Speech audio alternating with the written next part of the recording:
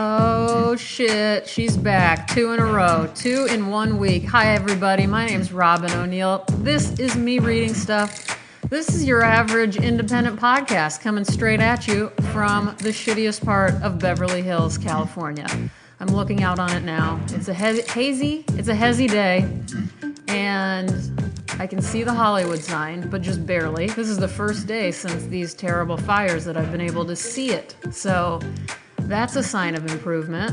My allergies are acting up, but I'm not even sweating it because I've been through worse. Remember when I said in the heat of all of this mania produced by all of my heart troubles, I'm not going to complain about little things like allergies and sinuses and I'm trying to not complain about anything. I'm like happy to be coughing my head off and my eyes watering and my nose bright red. That is a pleasure. It really is. And you guys are a pleasure. I love being back. I love having my voice back. I love talking to you and I love hearing from you. So thank you guys all for your, I guess everybody seemed nice and happy that I was doing this again. And if there's anybody who emailed me or David at mereadingstuff at whatever it is, iCloud.com, I think. I know I got a lot of emails over the last few months. I'm still catching up on everything, or if you know me and you texted me, I'm coming back to center. I'm coming right back to center, but it's taking me some time. So thank you for your patience. I got to make this a quick one. I've been going on, and these have been over 10 minutes, and I don't like doing that to you. Plus, I got therapy in about, let's see, when do I have it? In about an hour.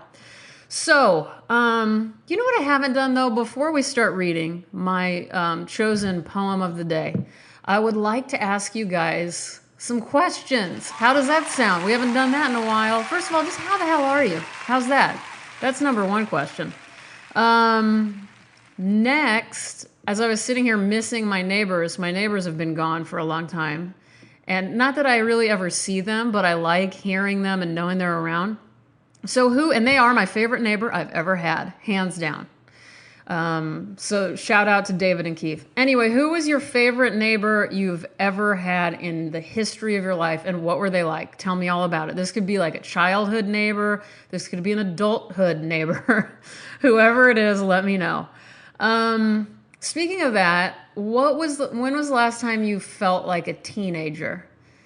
And it's so weird because teenager times are usually like, well, I mean, they're good and they're bad. They're so crazy. They're just, I don't know what I feel about my teenage years, and I don't know the answer to that question.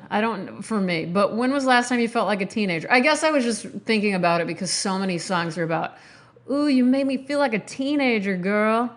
And I'm not able to just take that as like, ooh, that's a cool thing. No, because feeling like a teenager is some bullshit sometimes, right? Okay, if you were forced to go into, I don't want to say grocery store, or if you were forced to go into a Kmart right now, because I believe they still exist, right? What would you buy? Just shoot from the hip, what would you buy? What do you think is the coolest profession and what is the least cool profession? For me, if I was in Kmart, by the way, back to that one, I think I would buy some markers. I love buying markers. And the coolest profession is definitely, private investigator, I think. A detective, a private investigator or a homicide detective, that's definitely the coolest for me. And forensic science in general is great too. Anything in that realm of life. But I really like surveillance too. And I know that may sound shocking or crazy, but I am admittedly a voyeur. Like right now, I'm just waiting for something weird to happen in the alley. There is a strange looking man coming down he has no business being here. He's just a white dude with a t-shirt and really short shorts, and I don't know what he's doing. Like, there's not many people who need to be in my alley, and he kind of is looking around weird. So I'm keeping an eye on him. So, but what I'm really talking about is the kind of boring detective work where you're just sitting there and you've been hired to, like, see if someone's wife is cheating on them. The idea of sitting in a car for, like, 10, 12 hours just waiting for someone to walk out of a building, to me, That sounds like the perfect 10 hours of my life. I would be so good at that. If there are any detectives or whatever those people are called, private investigator, is that what you call yourselves? Please write me at mereadingstuff@icloud.com and let me know if I can like do a ride along with you. I've already done police ride alongs and those are great, but I got a beer bottle thrown at my head once, and I also saw a dead body, and I saw somebody steal a $10 bill out of the dead body's sock. On the dead body's foot, the sock had a $10 bill sticking out of it on the dead man's foot, and his nephew took the money out. I saw it happen. The cops didn't see it happen. I saw it happen. Anyway, that's my story. So, okay, least cool profession. I don't want to go there because so many, feel free to tell me what you think is the least cool profession, but I don't think I have one. I don't know what that is going to be. How many, I'm thinking about health problems. I'm wondering how many days out of an entire month would you guys say your stomach hurt? To me, it seems like everybody talks about their stomach hurting or them having digestive problems. I'm just thinking like this is a serious issue that I can't believe everybody has. Back before I knew I had ulcerative colitis, I thought I was alone because I wasn't talking about it with anybody, but I was just in pain for about a decade. And so anyway, if you've got some digestive issues, let me know. I'm always happy to talk about that too. Okay, moving on. These were some dumbass questions, I'll be honest with you, but I had fun asking them anyway, and I guarantee that you guys are going to hit me up with some good answers.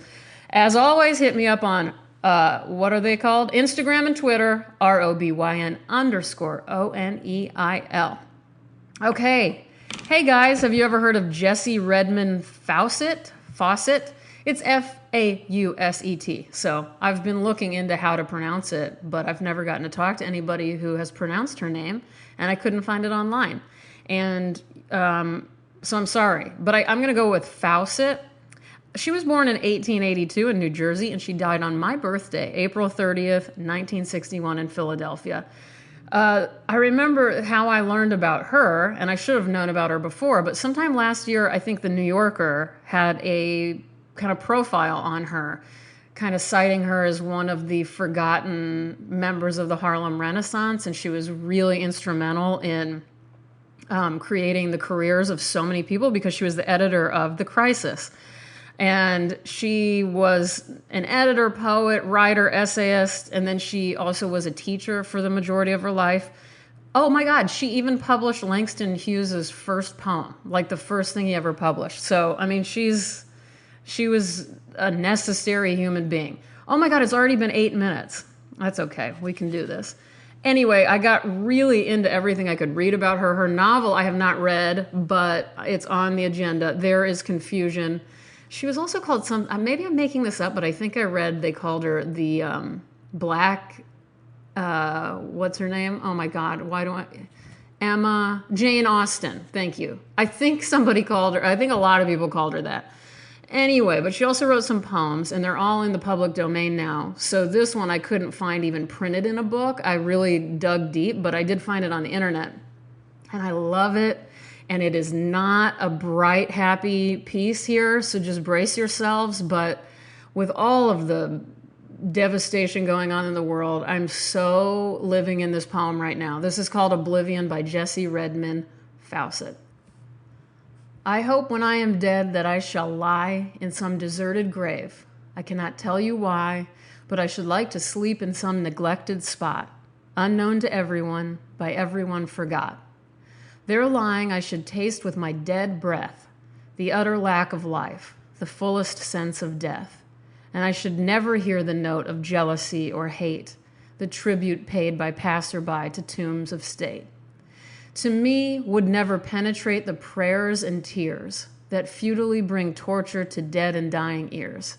There I should lie, annihilate, and my dead heart would bless oblivion, the shroud and envelope of happiness.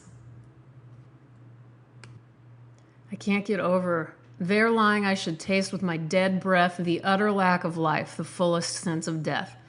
I was reading in another book the other day, and I can't remember what it was, but I made a note and put it on a pile of things I want to read to you guys. about the sort of insanity of just being alive and not, and like, I think that everybody deep down, whether they're admittedly morbid or not, is just dying to know, or dying to feel that relief that death will bring. And I think, I don't want to get too into it because then I'm going to go off on my health problems, but it really is, it's something that I crave in a way that is not dangerous, and don't worry, I'm not suicidal or anything. But throughout a lot of this over the last 5 months, I've just like, I would so much rather be dead than to feel any of this. I just can't do this anymore. And that's a frightening feeling, and I can't remember ever feeling that before. I've certainly felt actually suicidal in the past due to depression, but there's something else about just, I'm not trying to say I'm 80 years old, I'm 40, but I just feel like at this age, as much as I revel in life and experience in some ways, I also am just at that side of life already somehow where I'm like, it's going to be all right when I die. Like I'm kind of okay with it. I hope I'm not like predicting my near future or something by saying this.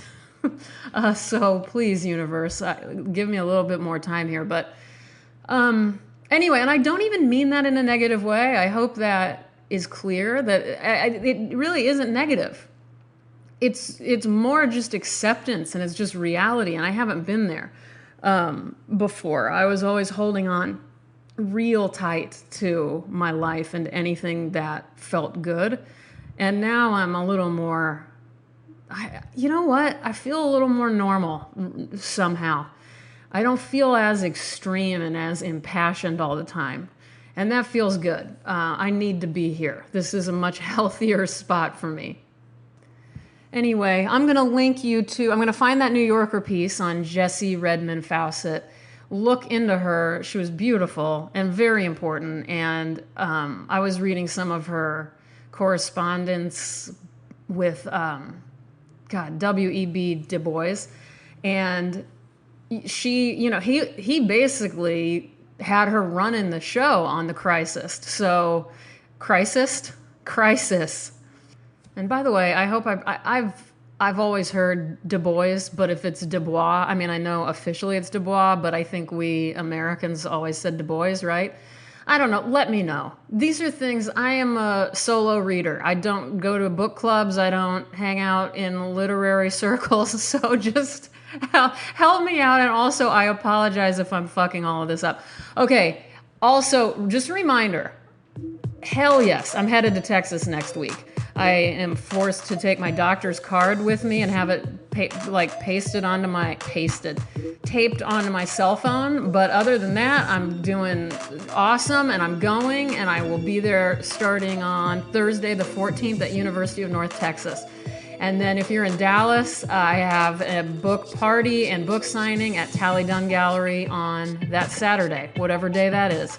Let's see, 14th, 15th, 16th, that evening.